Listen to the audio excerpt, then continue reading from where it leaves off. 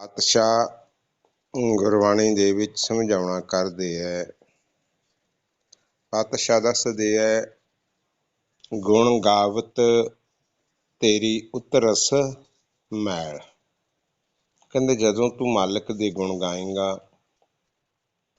ਉਸ ਵੇਲੇ ਭਲਿਆ ਤੇਰੇ ਮਨ ਨੂੰ ਲੱਗੀ ਹੋਈ ਮੈਲ ਉਹ ਉਤਰ ਜਾਂਦੀ ਹੈ।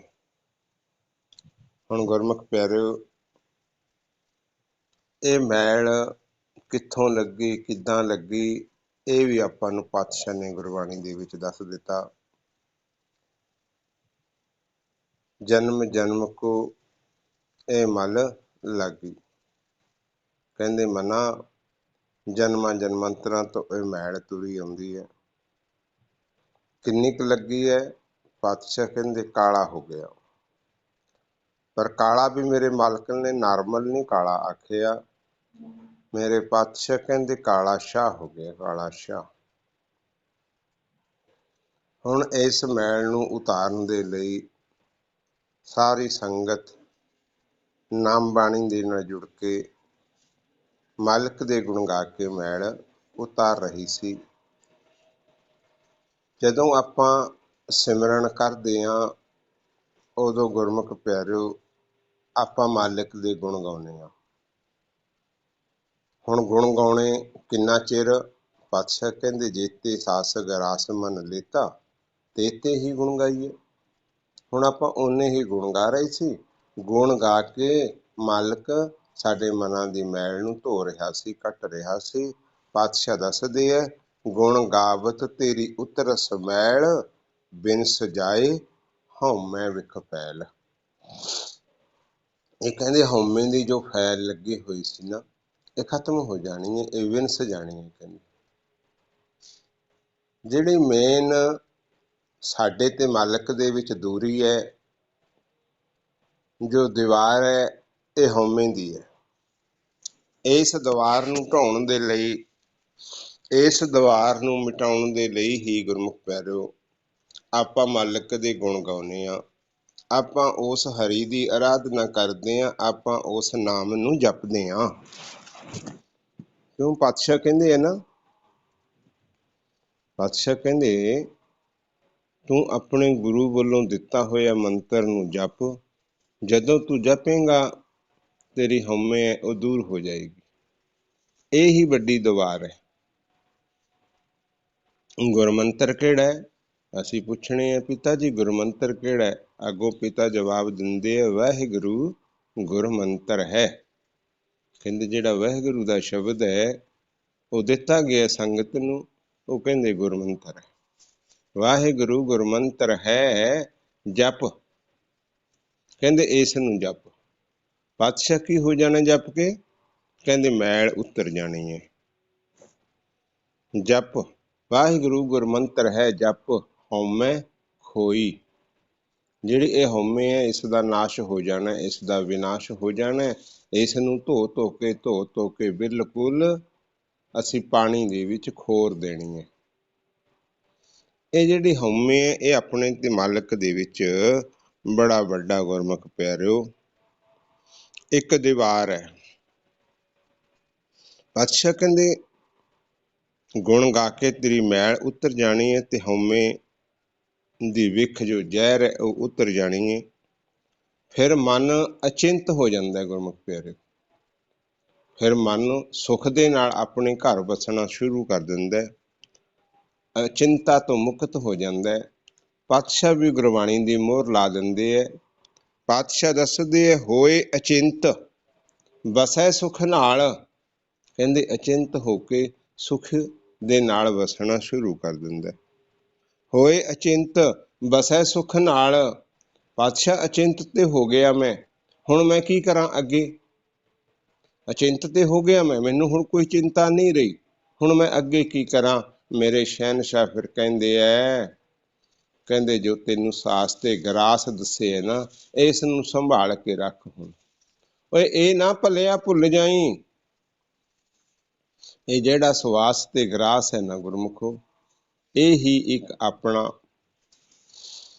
ਜਹਾਜ਼ ਹੈ। ਆਹ ਹੀ ਆਪਣਾ ਇੱਕ ਬੇੜਾ ਹੈ ਜਿਸ ਨੇ ਇਸ ਲੋਕ ਤੋਂ ਚੁੱਕ ਕੇ ਸਾਨੂੰ ਪਰਲੋਕ ਤੱਕ ਲੈ ਜਾਣਾ। ਇਸ ਲੋਕ ਤੋਂ ਚੁੱਕ ਕੇ ਪਰਲੋਕ ਤੱਕ ਲੈ ਜਾਣਾ। ਗੁਰਮੁਖ ਪਿਆਰਿਓ, ਪਾਤਸ਼ਾਹ ਕਹਿੰਦੇ ਹੋਏ ਅਚਿੰਤ ਬਸੈ ਸੁਖ ਨਾਲ, ਸਾਸ ਗਰਾਸ ਹਰ ਨਾਮ ਸੰਭਾਲ। ਕਹਿੰਦੇ ਹੁਣ ਇਸ ਨਾਮ ਨੂੰ ਸੰਭਾਲ ਕੇ ਰੱਖ। ਹੁਣ ਆਪਾਂ ਨੇ ਵੀ ਗੁਰਮੁਖ ਪਿਆਰਿਓ ਇਹ ਸਵਾਸ ਤੇ ਗਰਾਸ ਨਹੀਂ ਭੁੱਲਣਾ। ਇਸ ਸਵਾਸ ਗਰਾਸ ਦੇ ਮੰਤਰ ਨੇ ਹੀ ਸਾਡੇ ਮਨ ਦੀ ਮੈਲ ਉਤਾਰ ਦੇਣੀ ਹੈ। ਇਸ ਮੰਤਰ ਨੇ ਹੀ ਹਉਮੈ ਨੂੰ ਖਤਮ ਕਰ ਦੇਣਾ। ਜਦੋਂ ਹਉਮੈ ਖਤਮ ਹੋ ਗਈ, ਆਪਣਾ ਤੇ ਮਾਲਕ ਦਾ ਜੋ ਦੂਰੀ ਸੀ ਉਹ ਖਤਮ ਹੋ ਜਾਣੀ ਹੈ। ਫਿਰ ਮਾਲਕ ਆਪਣੇ ਨੇਤਰਾਂ ਦੇ ਸਾਹਮਣੇ ਹੋਏਗਾ, ਅਸੀਂ ਮਾਲਕ ਦੇ ਨੇਤਰਾਂ ਦੇ ਸਾਹਮਣੇ ਹੋਵਾਂਗੇ। ਇਸ ਕਰਕੇ ਪਾਤਸ਼ਾਹ ਕਹਿੰਦੇ ਇਹ ਪ੍ਰਕਿਰਿਆ ਕਰ, ਇਹ ਪ੍ਰਕਿਰਿਆ। ਕੱਲਾ ਗੁਰਦੁਆਰੇ ਤੱਕ ਜਾਣ ਤੱਕ ਸੀਮਿਤ ਨਾ ਰਹਿ, ਕੱਲੀ ਗੁਰਬਾਣੀ ਪੜ੍ਹਨ ਤੱਕ ਸੀਮਿਤ ਨਾ ਰਹਿ। ਪਾਤਸ਼ਾਹ ਕਹਿੰਦੇ ਪੜ੍ਹੀ ਚੱਲ। ਕਿੰਨਾ ਚਿਰ? ਕਹਿੰਦੇ ਜਿੰਨਾ ਤੇਰੀ ਉਮਰ ਹੈ ਉਹਨੇ ਪੜ੍ਹੀ ਚੱਲ। ਜਿੰਨੇ ਤੂੰ ਸਵਾਸ ਲੈਣੇ ਉਹਨੇ ਪੜ੍ਹੀ ਚੱਲ। ਪੜ੍ਹੀਏ ਜੀਤੇ ਸਾਸ ਸਾਸ, ਪੜ੍ਹੀ ਚੱਲ। ਕਹਿੰਦੇ ਪੜ੍ਹੇ ਤੋਂ ਗੱਲ ਨਹੀਂ ਬਣਦੀ ਜਿੰਨੀ ਦੇਰ ਗੁਰਮੁਖੋ ਪ੍ਰੈਕਟੀਕਲ ਨਹੀਂ ਕਰਦੇ। ਜੇ ਬਾਪੂ ਨੇ ਆਖੇ ਨਾ ਕਿ ਸਾਸ ਗਰਾਸ ਨੂੰ ਸੰਭਾਲ, ਉਹ ਸੰਭਾਲਣਾ ਪੈਣਾ। ਜੇ ਬਾਪੂ ਨੇ ਆਖਿਆ ਸਵਾਸ ਗਰਾਸ ਸਿਮਰਨ ਕਰ, ਉਹ ਕਰਨਾ ਪੈਣਾ। ਜੇ ਬਾਪੂ ਨੇ ਆਖਿਆ ਸਵਾਸ ਸਵਾਸ ਸਿਮਰਨ ਕਰ, ਉਹ ਕਰਨਾ ਪੈਣਾ। ਜੇ ਬਾਪੂ ਨੇ ਕਹਿਤਾ ਨਾ ਕਿ ਭਲਿਆ ਹੁਣ ਵਾਰੀ ਹੈ ਤੇਰੀ ਰੋਮ ਰੋਮ ਸਿਮਰਨ ਕਰਨ ਦੀ, ਹੁਣ ਤੂੰ ਰੋਮ ਰੋਮ ਸਿਮਰਨ ਕਰ, ਉਹ ਕਰਨਾ ਪੈਣਾ। ਗੁਰਮੁਖ ਪਿਆਰਿਓ, ਜਦੋਂ ਕਮਾ ਕਰਾਂਗੇ ਨਾ, ਇਹ ਇੱਕ ਜੀਵਾ ਦੇ ਗੁਣ ਗਾਏ ਤੋਂ ਵਡਿਆਈ ਨਹੀਂ ਹੁੰਦੀ ਮਾਲਕ ਦੀ। ਸਾਡਾ ਕਰਜ਼ਾ ਨਹੀਂ ਲੱਥਣਾ, ਕਿਉਂਕਿ ਅਸੀਂ ਬੜੇ ਕਰਜ਼ਾਈ ਜ਼ਿਆਦਾ ਹੋ ਗਏ ਆ। ਭਾਰੀ ਕਰਜ਼ਾ ਪਾਤਸ਼ਾਹ ਕਹਿ ਰਹੇ ਆ ਚੜ ਗਿਆ ਸਾਡੇ ਜੁੰਮੇ। ਕੱਲੀ ਜੀਵਾ ਦੇ ਗੁਣ ਗਾਉਣ ਦੇ ਨਾਲ ਕਰਜ਼ਾ ਨਹੀਂ ਉਤਰਦਾ। ਪਾਤਸ਼ਾਹ ਕਹਿੰਦੇ ਜਿੰਨੇ ਰੋਮ ਨੇ ਸਰੀਰ ਦੇ ਉੱਤੇ ਸਾਰਿਆਂ ਨੂੰ ਜੀਵਾ ਬਣਾ ਲੈ, ਸਾਰਿਆਂ ਨੂੰ ਜੀਵਾ ਬਣਾ ਲੈ। ਸਾਰੇ ਰੋਮਾਂ ਦੇ ਨਾਲ ਤੋਂ ਜਦੋਂ ਗੁਰਮੁਖੋ ਆਪਾਂ ਗੁਰਮੰਤਰ ਨੂੰ ਜਪਾਂਗੇ, ਮਾਲਕ ਨੂੰ ਯਾਦ ਕਰਾਂਗੇ, ਫਿਰ ਸਾਡੇ ਮਨ ਦੀ ਮੈਲ ਉਤਰਨੀ ਹੈ। ਜਿਹੜੇ ਗੁਰਮੁਖ ਹੁੰਦੇ ਹੈ ਨਾ, ਉਹ ਰੋਮ ਰੋਮ ਉਸ ਮਾਲਕ ਨੂੰ ਧਿਆਉਂਦੇ ਹੈ, ਉਸ ਮਾਲਕ ਦੀ ਆਰਾਧਨਾ ਕਰਦੇ ਆ। ਮਨਮੁੱਖਾਂ ਨੂੰ ਨਹੀਂ ਪਤਾ ਇਹਦੇ ਬਾਰੇ ਕਿ ਇਹ ਰੋਮ ਰੋਮ ਕੋਈ ਚੀਜ਼ ਹੈ। ਗੁਰਮੁਖਾਂ ਨੂੰ ਪਤਾ ਹੈ। ਪਾਤਸ਼ਾਹ ਗੁਰਮੁਖਾਂ ਨੂੰ ਅਗਲੀ ਸਟੇਜ ਦੇ ਦਿੰਦੇ ਹੈ। ਗੁਰਮੁਖ ਰੋਮ ਰੋਮ ਹਰ ਧਿਆਵੇ। ਕਹਿੰਦੇ ਜਿਹੜੇ ਗੁਰਮੁਖ ਨੇ ਉਹ ਰੋਮ ਰੋਮ ਮਾਲਕ ਨੂੰ ਧਿਆਉਂਦੇ ਨੇ, ਆਰਾਧਨਾ ਕਰਦੇ ਨੇ। ਹੁਣ ਗੁਰਮੁਖ ਪਿਆਰਿਓ, ਫਿਰ ਸਾਡਾ ਜੀਵਨ ਸਫਲ ਹੋਏਗਾ ਜਦੋਂ ਅਸੀਂ ਗੁਰਮੁਖਾਂ ਦੀ ਸ਼੍ਰੇਣੀ ਦੇ ਵਿੱਚ ਸ਼ਾਮਲ ਹੋ ਜਾਵਾਂਗੇ। ਗੁਰਮੁਖਾਂ ਦੀ ਸ਼੍ਰੇਣੀ ਦੇ ਵਿੱਚ ਸ਼ਾਮਲ ਹੋ ਜਾਵਾਂਗੇ, ਉਦੋਂ ਗੁਰਮੁਖ ਪਿਆਰਿਓ ਸਾਡਾ ਇਹ ਜਨਮ ਮਰਨ ਦਾ ਗੇੜ ਮੁੱਕਣਾ ਹੈ। ਹੁਣ ਗੁਰਮੁਖਾਂ ਦੀ ਸ਼੍ਰੇਣੀ ਦੇ ਵਿੱਚ ਸ਼ਾਮਲ ਹੋਣ ਦੇ ਲਈ ਗੁਰਮੁਖਾਂ ਵਾਲੇ ਗੁਣ ਧਾਰਨ ਕਰਨੇ ਪੈਣੇ ਆ ਆਪਣੇ ਵਿੱਚ। ਗੁਰਮੁਖਾਂ ਵਾਲੇ ਗੁਣ ਧਾਰਨ ਕਰਨੇ ਪੈਣੇ ਆ ਆਪਣੇ ਵਿੱਚ। ਗੁਰਮੁਖ ਪਿਆਰਿਓ, ਮਨਮੁੱਖਾਂ ਵਾਲੇ ਗੁਣ ਤੇ ਸਾਡੇ ਚ ਪਹਿਲਾਂ ਹੀ ਹੈ। ਦਾਸ ਵੀ ਸ਼ਾਮਲ ਹੈ, ਕਰਜ਼ਾਈਆਂ ਆਪਾਂ। ਗੁਰਮੁਖਾਂ ਵਾਲੇ ਜਿਹੜੇ ਗੁਣ ਨੇ ਉਹ ਧਾਰਨ ਕਰੀਏ। ਧਾਰਨ ਤਾਂ ਕਰਾਂਗੇ ਜੇ ਸਾਨੂੰ ਪਤਾ ਹੋਏਗਾ ਗੁਰਮੁਖਾਂ ਦੇ ਵਿੱਚ ਕਿਹੜੇ ਗੁਣ ਨੇ। ਇੱਕ ਗੁਣ ਤੇ ਮੇਰੇ ਮਾਲਕ ਨੇ ਹੁਣੇ ਆਪਾਂ ਨੂੰ ਦੱਸ ਕੇ ਹਟੇ ਹੈ ਨਾ। ਜਿਹੜੇ ਗੁਰਮੁਖਾਂ ਦੇ ਵਿੱਚ ਗੁਣ ਨੇ, ਇੱਕ ਗੁਣ ਤੇ ਹੁਣੇ ਦੱਸ ਕੇ ਹਟੇ ਹੈ ਮੇਰੇ ਮਾਲਕ, ਉਸ ਨੂੰ ਯਾਦ ਰੱਖ ਲਿਓ। ਕਿਹੜਾ? ਪਾਤਸ਼ਾਹ ਕਹਿੰਦੇ ਹੈ ਗੁਰਮੁਖ ਰੋਮ ਰੋਮ ਹਰ ਧਿਆਵੇ। ਕਹਿੰਦੇ ਜਿਹੜੇ ਗੁਰਮੁਖ ਨੇ ਉਹ ਰੋਮ ਰੋਮ ਹਰੀ ਨੂੰ ਧਿਆਉਂਦੇ ਹੈ। ਆਪਾਂ ਨੇ ਵੀ ਕੋਸ਼ਿਸ਼ ਕਰਨੀ ਹੈ ਰੋਮ ਰੋਮ ਉਸ ਮਾਲਕ ਦੀ ਆਰਾਧਨਾ ਕਰਨੀ ਹੈ। ਹੁਣ ਪਤਾ ਨਹੀਂ ਲੱਗਣਾ ਸੰਗਤ ਨੇ ਕਹਿਣਾ, ਵੀਰ ਜੀ ਕਿੱਦਾਂ ਧਿਆਈਏ ਰੋਮ ਰੋਮ? ਕੀ ਰੋਮਾਂ ਦੇ ਵਿੱਚੋਂ ਵੀ ਆਵਾਜ਼ਾਂ ਆਉਣੀਆਂ? ਕੀ ਸਾਨੂੰ ਸੁਣਨੀਆਂ?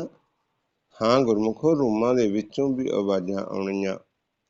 ਰੋਮਾਂ ਨੇ ਵੀ ਇਸ਼ਾਰਾ ਕਰ ਦੇਣਾ, ਇਸ ਮਨ ਬੱਚੇ ਨੂੰ ਪਤਾ ਲੱਗ ਜਾਣਾ ਕਿ ਮੇਰੇ ਨਾਲ ਮੇਰੀ ਫੌਜ ਇਸ ਵੇਲੇ ਨੇਜਾ ਗੱਢ ਦਿੱਤਾ, ਮੇਰੀ ਫੌਜ ਜੁੜ ਚੁੱਕੀ ਮੇਰੇ ਨਾਲ। ਇਹ ਜਿਹੜੇ ਰੋਮ ਰੋਮ ਨੇ ਨਾ, ਇਹ ਸਾਰੀ ਗੁਰਮੁਖ ਪਿਆਰਿਓ ਮਨ ਬੱਚੇ ਦੀ ਫੌਜ ਹੈ, ਮਨ ਬੱਚੇ ਦੀ ਪਰਜਾ ਹੈ। ਇਹ ਪਰਜਾ, ਮਨ ਬੱਚਾ ਇਸ ਕਾਇਆ ਦਾ, ਇਸ ਨਗਰੀ ਦਾ ਰਾਜਾ ਹੈ। ਪਾਤਸ਼ਾਹ ਨੇ ਪਹਿਲਾਂ ਹੀ ਗੁਰਬਾਣੀ ਦੇ ਵਿੱਚ ਅਟੱਲ ਕਰ ਦਿੱਤਾ, ਪਹਿਲਾਂ ਹੀ ਮੇਰੇ ਪਿਤਾ ਨੇ ਗੁਰਬਾਣੀ ਦੇ ਵਿੱਚ ਸਮਝਾ ਦਿੱਤਾ, ਕਾਇਆ ਨਗਰੀ ਇਹ ਮਨ ਰਾਜਾ। ਕਾਇਆ ਨਗਰੀ ਹੈ ਅਤੇ ਮਨ ਰਾਜਾ ਹੈ, ਅਤੇ ਜਿੰਨੇ ਰੋਮ ਨੇ ਸਰੀਰ ਤੇ ਗੁਰਮੁਖ ਪਿਆਰਿਓ, ਇਹ ਮਨ ਬੱਚੇ ਦੀ ਪਰਜਾ ਹੈ। ਹੁਣ ਪਰਜਾ ਨੂੰ ਖੁਸ਼ੀ ਰੱਖਣਾ ਰਾਜੇ ਦਾ ਕਰਤੱਵਿਆ ਬਣ ਜਾਂਦਾ ਹੈ, ਰਾਜੇ ਦਾ ਹੱਕ ਬਣ ਜਾਂਦਾ ਹੈ, ਆਪਣੀ ਪਰਜਾ ਨੂੰ ਖੁਸ਼ ਰੱਖਣਾ। ਇਸ ਕਰਕੇ ਕਹਿੰਦੇ ਆ ਗੁਰਮੁਖ ਪਿਆਰਿਓ, ਕਦੇ ਵੀ ਇਹਨਾਂ ਰੋਮਾਂ ਦੀ ਬੇਅਦਬੀ ਨਾ ਕਰੋ, ਕਦੇ ਵੀ ਇਹਨਾਂ ਰੋਮਾਂ ਦੀ ਬੇਅਦਬੀ ਨਾ ਕਰੋ। ਇਹ ਰੋਮ ਤੇ ਆਪ ਇੰਤਜ਼ਾਰ ਕਰ ਰਹੇ ਹੈ, ਕਦੋਂ ਇਹ ਗੁਰਮੁਖ ਬਣੇ, ਕਦੋਂ ਅਸੀਂ ਮਾਲਕ ਨੂੰ ਧਿਆਈਏ, ਕਦੋਂ ਸਾਡਾ ਆਉਣਾ ਜਾਣਾ ਖਤਮ ਹੋਵੇ। ਇਹ ਗੁਰਮੁਖ ਪਿਆਰਿਓ, ਆਪਣਾ ਆਉਣਾ ਜਾਣਾ ਦੇ ਨਾਲ ਨਾਲ ਇਹ ਜਿੰਨੇ ਸਰੀਰ ਦੇ ਰੋਮ ਨੇ, ਜਿੰਨੇ ਸਰੀਰ ਦੇ ਵਿੱਚ ਜੀਵ ਵਸਦੇ ਆ, ਇਹਨਾਂ ਦਾ ਵੀ ਨਾਲ ਹੀ ਬਣਿਆ। ਜਦੋਂ ਆਪਾਂ ਮੁਕਤ ਹੋਵਾਂਗੇ, ਉਦੋਂ ਇਹ ਸਾਡੇ ਸਰੀਰ ਦੇ ਅੰਦਰ ਜਿੰਨੇ ਵੀ ਜੀਵ ਆ, ਕਰੋੜਾਂ ਜੀਵ ਵਸਦੇ ਆ ਆਪਣੀ ਕਾਇਆ ਦੇ ਅੰਦਰ, ਉਦੋਂ ਇਹਨਾਂ ਜੀਵਾਂ ਦਾ ਆਧਾਰ ਹੋਣਾ। ਨਹੀਂ ਆਪਣੀ ਤਰ੍ਹਾਂ ਇਹ ਜੀਵ ਵੀ ਵਿਚਾਰੇ ਸਫ਼ਰ ਤੇ ਨਿਕਲੇ ਹੋਏ ਆ, ਇਹ ਜੀਵ ਵੀ ਸਫ਼ਰ ਤੇ ਨਿਕਲੇ ਹੋਏ ਆ। ਤਨ ਦੇ ਮਰਨ ਦੇ ਨਾਲ, ਤਨ ਦੇ ਖਤਮ ਹੋਣ ਦੇ ਨਾਲ ਸਾਡੀ ਯਾਤਰਾ ਖਤਮ ਨਹੀਂ ਹੁੰਦੀ, ਯਾਤਰਾ ਸ਼ੁਰੂ ਹੋ ਜਾਂਦੀ ਹੈ। ਮਨ ਨਹੀਂ ਮਰਦਾ ਕਦੇ। ਮਨ ਕੀ ਹੋਇਆ? ਮਨ ਨੇ ਕੱਪੜਾ ਬਦਲ ਦਿੱਤਾ, ਮਨ ਨੇ ਕੱਪੜਾ ਬਦਲ ਦਿੱਤਾ। ਤਨ ਮਰ ਗਿਆ, ਤਨ ਖਤਮ ਹੋ ਗਿਆ, ਮਨ ਨੇ ਅਗਲੀ ਯਾਤਰਾ ਸ਼ੁਰੂ ਕਰ ਦਿੱਤੀ। ਜਦੋਂ ਮਨ ਨੇ ਯਾਤਰਾ ਸ਼ੁਰੂ ਕਰਤੀ ਤਾਂ ਇਹ ਤਨ ਦਾ ਨੁਕਸਾਨ ਹੋਇਆ। ਤਨ ਦੇ ਵਿੱਚ ਜਿੰਨੇ ਵੀ ਜੀਵ ਸੀਗੇ ਗੁਰਮੁਖ ਪਿਆਰਿਓ, ਇਹ ਅਗਲਿਆਂ ਨੇ ਚੱਕ ਕੇ ਸਾੜ ਦਿੱਤੇ, ਇਹ ਅਗਲਿਆਂ ਨੇ ਚੁੱਕ ਕੇ ਸਾੜ ਦਿੱਤੇ, ਸੁਆਹ ਕਰ ਦਿੱਤੇ। ਉਹਨਾਂ ਨੂੰ ਦੁੱਖ ਪਹੁੰਚਿਆ, ਪਰ ਲੇਕਿਨ ਉਹਨਾਂ ਜੀਵਾਂ ਦੇ ਵਿੱਚ ਵੀ ਮਨ ਵਸਦਾ ਸੀ, ਉਹਨਾਂ ਜੀਵਾਂ ਦੇ ਵਿੱਚ ਵੀ ਮਨ ਵਸਦਾ ਸੀ। ਹੁਣ ਉਹ ਜਿਹੜੇ ਮਨਾਂ ਦੇ ਉਹ ਜੀਵ ਨੇ, ਜਿਹੜੇ ਉਹ ਮਨ ਸੀ, ਉਹ ਮਨ ਵੀ ਯਾਤਰਾ ਤੇ ਨਿਕਲ ਗਏ। ਜਿੱਥੇ ਜਾ ਕੇ ਇਸ ਨੇ ਆਪਣਾ ਗਰਭ ਦੇ ਵਿੱਚ ਧਾਰਨ ਹੋਣਾ, ਉੱਥੇ ਗੁਰਮੁਖ ਪਿਆਰਿਓ ਉਹਨਾਂ ਜੀਵਾਂ ਨੇ ਵੀ ਨਾਲ ਦੀ ਨਾਲ ਆਪਣਾ ਜੀਵਨ ਧਾਰਨ ਕਰ ਲੈਣਾ। ਉਹ ਜੀਵ ਵੀ ਇਸ ਦੇ ਨਾਲ ਹੀ ਤੁਰੇ ਹੋਏ ਐ, ਅੱਜ ਦੇ ਨਹੀਂ ਤੁਰੇ, ਬਹੁਤ ਦੇਰ ਦੇ ਤੁਰੇ ਹੋਏ ਆ। ਉਹ ਵੀ ਤਰਲੇ ਮਿੰਨਤਾਂ ਕਰਦੇ ਆ ਕਿ ਕਦੋਂ ਇਸ ਜੀਵ ਦਾ ਆਧਾਰ ਹੋਵੇ, ਕਦੋਂ ਇਸ ਜੀਵ ਦੇ ਨਾਲ ਸਾਡਾ ਉਧਾਰ ਹੋਏਗਾ। ਇਸ ਕਰਕੇ ਇਸ ਜੀਵ ਨੂੰ ਇਸ ਨਗਰੀ ਦਾ ਰਾਜਾ ਬਣਾ ਕੇ ਥਾਪ ਕੇ ਭੇਜਿਆ ਗਿਆ ਕਿ ਜਾ ਕੇ ਤੂੰ ਰਾਜਿਆਂ ਵਾਲੇ ਕੰਮ ਕਰ। ਪਰ ਇਹ ਰਾਜਿਆਂ ਵਾਲੇ ਕੰਮ ਨਹੀਂ ਕਰਦਾ, ਇਹ ਆ ਕੇ ਇੱਥੇ ਸੌਂ ਗਿਆ। ਹੁਣ ਆਪਾਂ ਕੋਸ਼ਿਸ਼ ਕਰਨੀ ਹੈ ਇਸ